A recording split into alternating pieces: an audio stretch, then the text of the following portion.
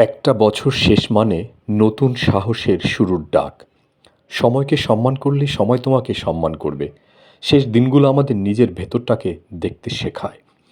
একটা বছর শেষ হয়, কিন্তু আশার গল্প শেষ হয় না। হারিয়েছ, সেখানে শিক্ষা খুঁজে নাও। বছর শেষ মানে অভিজ্ঞতার ভাণ্ডার পূর্ণ হওয়া। বিদায়ের বছরের মধ্যেই জন্ম নেয় নতুন বছরের আলো। মানুষ শেষ মুহূর্তে বুঝে কি তার কাছে গুরুত্বপূর্ণ। চেষ্টা থেমে গেলে বছর বদলিয়ে লাভ নেই। শেষের দিকে তাকিও না, শুরু কোথায় সেটাই ভাবো। প্রতিটি বিদায় এগিয়ে যাওয়ার শক্তি দেয়। শেষ দিনের আকাশটাই সবচেয়ে চিন্তাময়। একটা বছর হারালে কিছু শেখা, এটাই জয়। সময়কে হারানোর নামই বছর শেষ। শেষ দিনগুলোর নীরবতা মনের আয়না। বছরের শেষের আলোই নতুন বছরের আশা হয়ে ওঠে।